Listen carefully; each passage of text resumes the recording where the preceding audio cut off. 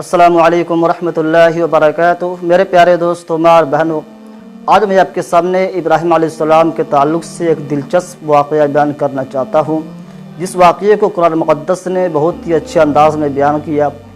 جیسا کہ ہم سب اس دنیا میں رہتے ہیں، ہمارے دل میں بھی کبھی کبھی وسوسہ پیدا ہوتا ہے، چاہے آپ کسی بھی دھرم یا کسی مذہب کے ماننے والے ہوں، آپ اسلام کے ہی ماننے والے ہوں، آپ مرد مومن ہوں، لیکن آپ کے دل میں کبھی نہ کبھی یہ خدشہ پیدا ہوتا ہوگا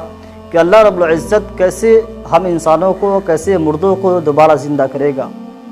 تو عزیز دوستو، ایسا ہی حادثہ، ایسا ہی واقعہ ہمارے پیارے نبی اللہ کے دوست ابراہیم علیہ السلام کے ساتھ پیش آیا۔ اس واقعے کو اللہ رب العزت نے ہم انسانوں کے لیے، قیامت تک آنے والے انسانیت کے لیے اللہ رب العزت نے قرآن مقدس میں بیان کر دیا۔ اس آیت کے اندر، تیسرے پارہ کے اندر، وَإِذْ قَالَ إِبْرَاهِيمُ رَبِّ أَرِنِي كَيْفَ تُحْيِي الْمَوْتَى، اللہ رب العزت فرماتا ہے، اے نبی آپ اس وقت کو یاد کیجئے، یعنی اللہ تعالیٰ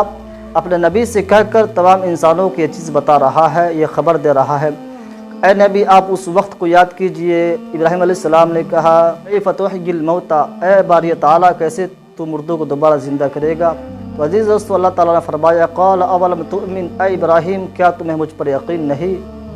تو عزیز دوستو، ابراہیم علیہ السلام نے کہا، قال بلا، کیوں نہیں، ولکن لیطمئن قلبی، اے باری تعالیٰ، ابراہیم علیہ السلام کہہ رہے ہیں لیکن مجھے میرے دل کو اطمینان نہیں ہو رہا ہے، لہٰذا کوئی ایسا ترکیب کر، کوئی ایسا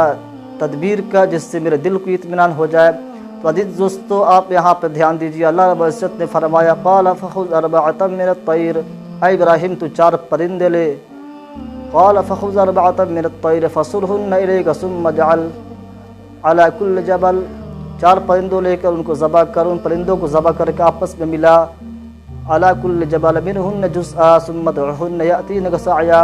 پھر ان 4 پرندوں کو ذبح کر کے ان کے گوشت کو ملا کر 4 پہاڑ پہ لا کر ڈال، پھر ان کو بلا، ثم یأتینک سعیا، چنانچہ وہ سب پرندے تمہارے پاس زندہ دوڑ کر چلے آئیں گے۔ چنانچہ ایسا ہی ہوا، جب ابراہیم علیہ السلام نے اس 4 پرندوں کو ذبح کر کے آپس میں ملایا، ایسا ملایا کہ پتہ نہیں اس میں ان کا سر کہاں، پیر کہاں، ران کہاں۔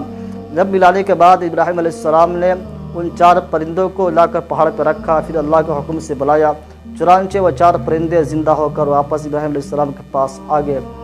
پھر اللہ تعالیٰ نے فرمایا، وَعَلَمْ أَنَّ اللَّهَ عَزِيزٌ حَكِيمٌ،